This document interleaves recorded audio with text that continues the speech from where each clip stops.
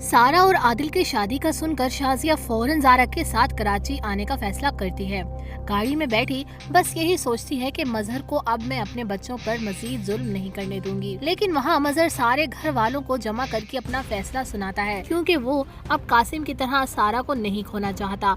इसलिए आदिल से बेहतर लड़का सारा के लिए कोई और नहीं हो सकता। ये खबर सुनकर फरहत के तो होश उड़ जाते हैं, लेकिन वहीं सारा ये सुनकर बहुत खुश हो जाती है और खुशी खुशी जाकर ये खबर जारा और अपनी माँ शाजिया को बताती है। जारा तो जैसे सुन सी पड़ जाती है, जैसे वो आदिल को चाहने लगी है। लेकिन शाजिया ये सुनकर गुस्से से बोल उठती है, तुम लोगों का बाप मुझसे किस चीज का बदला ले रहा है? मेरी बेटी की शादी नहीं करवा सकता। जो जुल्म पूरी जिंदगी फरहत ने और उसके भाई ने मिलकर मुझ पर किए हैं, अब मैं उसके बेटे के हाथों अपनी बेटी को बर्बाद नहीं होने दूंगी। ये कहकर वो फौरन जारा के साथ कराची जाने का फैसला करती है। सारा साथ जाने की जिद करती है, लेकिन जारा उसको रोक देती है, क्योंकि सारा तो बाद में पीछे आदिल के साथ कराची आएगी। वहाँ मजहर अपनी बेटी के आने का सुनकर दरवाजे पर इंतजार करता रहता है। जैसे ही गाड़ी रुकती है, मजहर डोर ओपन करता है। ये क्या, शाजिया? शाजिया गाड़ी से उतरकर गुस्से से मजहर के पास जाती है और उसको कॉलर से पकड़कर कहती है, बस बहुत हो गया।